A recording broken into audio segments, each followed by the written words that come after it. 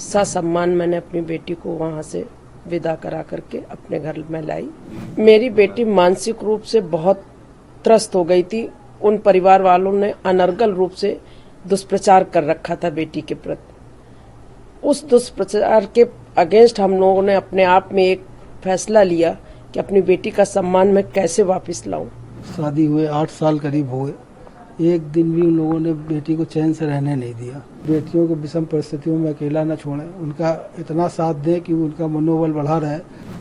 Divorce के फैसले के बाद तो बहुत टूट गई थी, आत्मिक रूप से मानसिक रूप से टूट गई थी, लेकिन मुझे बहुत लोगों ने प्रेरणा दिया, खासतौर से एनजीओ से संबंधित लोगों ने, कुछ समाज के लोगों ने, कि मुझे ऐसे कदम की ओर बढ़ना चाहिए जहां पर अपनी बेटी को मैं सम्मान दिला सकूं। और उन्हीं सबकी मदद से ससम्मान मैंने अपनी बेटी को वहां से विदा करा करके अपने घर में लाई। उसकी बच्ची है, मेरी बेटी है, वो अपने माता पिता के पास पहले की तरह ही वापस आ गई और पूरे ही प्यार, सुरक्षा और सम्मान से मेरे साथ है। एक वीडियो भी वायरल हो रहा था जिसमें बैंड बाजा के साथ उनकी स्वागत। मैं अपनी बेटी को पूरे सम्मान के साथ जैसे मैंने विदा किया था उसी सम्मान के साथ लाई। दूसरा, मुझे ये बोलना था कि आप लोग गेट खोलिए, मेरी बेटी और मेरा कसूर बताइए, लेकिन उन लोगों ने गेट नहीं खोला। मेरी बेटी का कोई भी बात नहीं बोली।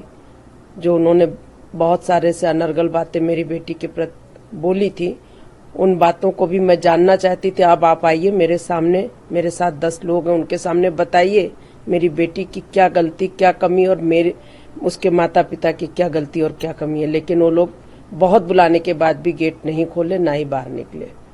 तो मुझे अपने लोगों से बहुत ही सहारा, सपोर्ट मिला, संबल मिला, और इस कार्य के बाद लोग मुझे हिम्मत दे रहे हैं, सराह रहे हैं। दिमाग में कहाँ से आया कि बेटी के स्वागत ऐसे किया जाए कि बैंड बाजा जैसे विदा किए वैसे ही? मेरी बेटी मानसिक रूप से बहुत त्रस्त हो गई थी। उन परिवार वालों ने अनर्गल रूप से दुष्प्रचार कर रखा था बेटी के प्रति। उस दुष्प्रचार के अगेंस्ट हम लोगों ने अपने आप में एक फैसला लिया कि अपनी बेटी का सम्मान मैं कैसे वापस लाऊं।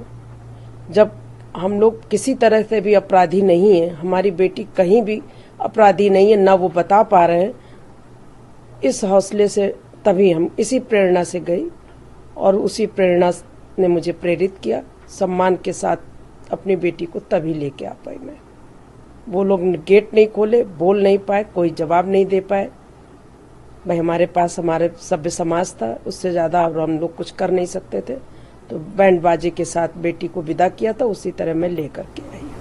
इस फैसले के बाद तमाम रिश्तेदारों का फोन आ रहा होगा? हाँ, काफी लोगों का प्रतिक्रिया मेरे सपोर्ट में ही है। सभी का कहना है कि माता पिता को ऐसे ही अपनी बेटी का साथ देना चाहिए, हिम्मत देनी चाहिए। और मेरी बेटी का भी ये कहना है कि मैं अपना ही लड़ाई नहीं लड़ रही हूँ, मेरी जैसी अनेक बहनें हैं जो इस संघर्ष से जूझ रही हैं, उनको इससे प्रेरणा मिले, वो हिम्मत के साथ सामने आए। और विनती है कि उनके परिवारजन, उनके माता पिता अपनी बेटियों का साथ दें। माँ के तौर पे आप समाज को क्या संदेश देंगे? बेटी को विदा करने के बाद भी उसको कभी अकेला न छोड़ें, अनर्गल रूप से उसका साथ न दें, लेकिन उसको अकेला भी मत छोड़िए। उसके दुख और संकट को समझिए और उसका साथ दीजिए। मेरा सोचना ये था कि बिना किसी कारण के हमें अपनी सामाजिक प्रतिष्ठा और मान सम्मान का भी ध्यान रखना था। और शादी हुए 8 साल करीब हुए, एक दिन भी उन लोगों ने बेटी को चैन से रहने नहीं दिया। 4 साल तक तो केवल इस प्रयास में बीत गए कि अब सुधर जाएंगे, अब सुधर जाएंगे, अब सुधर जाएंगे, लेकिन ऐसा कुछ हो नहीं पाया। और फिर 2000 और घर छोड़ कर भी चला गया। तो अब कुछ साथ रहने का तो कोई औचित्य बनता ही नहीं था। जब है ही नहीं तो किसके साथ रहें। तो फिर इसके बाद हम लोगों ने कोर्ट केस किया।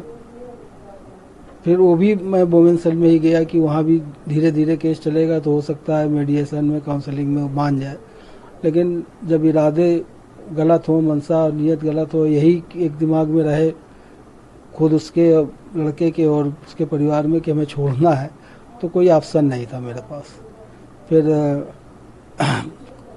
FIR हुई FIR वुमेन सेल वालों ने ही कराई। मैं डायरेक्ट FIR के भी उसमें नहीं था कि ठीक है रिलेशन सुधर जाते हैं तो कोई बात नहीं, हमने तो सुधारने के लिए यहाँ किया है, लेकिन हम असफल रहे अपने हर प्रयास में और लगभग 4 साल का समय उसमें भी हमारा लग गया।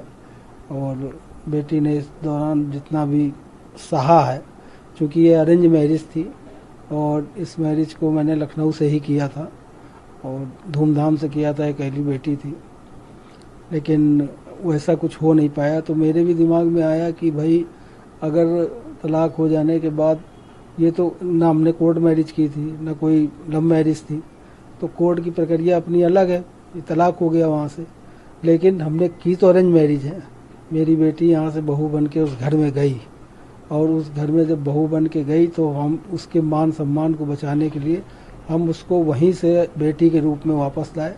जो भी उनका सामान था, जो भी श्रृंगार की चीज़ उनकी तरफ से दी गई थी, चुंडी मेन, वो हमने उनके दरवाजे छोड़ दी और वहाँ से अपनी बेटी को हम गाजे वाजे के साथ अपने पास फिर सुरक्षित ले आए। अब वो मेरी जिम्मेदारी फिर बन गई और हम तो फिर उसी जगह खड़े हो गए कि इस उम्र में मैं अपनी बेटी का ब्याह करके और अच्छी तरह से सेटल करके, और फिर मेरे लिए वही पोजीशन आ गई। तो ये मेरा मैसेज है। दूसरी चीज़ ये है कि उन लोगों ने बेटी के विषय में अपने मोहल्ले में, रिश्तेदारों में बहुत उल्टी सीधी बातें फैला रखी थी कि लड़की ऐसी थी, वही यहाँ से चली गई, ये था वो था, तो उसे भी मुझे दूर करना था। मेरी भी प्रतिष्ठा का प्रश्न था, इसलिए मैंने ये कदम उठाया। सर, ढोल नगाड़ों के साथ में आए तो क्या मैसेज देंगे, क्योंकि आमतौर पर तमाम महिलाएं इस तरह की आत्महत्या। अब ये मैसेज मेरा केवल यही है कि बेटियों को विषम परिस्थितियों में जब भी वो दूसरे के घर जाती हैं तो वो अकेली जाती हैं। वहाँ उनको परिवार के कितने सारे लोग होते हैं, कितने रिश्ते नए बनते हैं, वहाँ पर वो अकेले उस चीज़ को देखती हैं। कोई कुछ कह रहा, कोई कुछ कह रहा, किसी की क्या मेंटलिटी है, लेकिन हर जगह ऐसा नहीं होता, लेकिन ज़्यादातर अब होने लगा है। तो मेरा मैसेज अन्य हमारे जैसे माता पिता के और बेटियों के पिताओं से ये है अपील कि बेटियों को विषम परिस्थितियों में अकेला न छोड़ें, उनका इतना साथ दें कि उनका मनोबल बढ़ा रहे और कल उनके सामने अगर कोई ऐसी समस्या है तो वो उसका प्रतिरोध कर सकें। माता पिता उनका मनोबल बढ़ाएं और उनका साथ दें।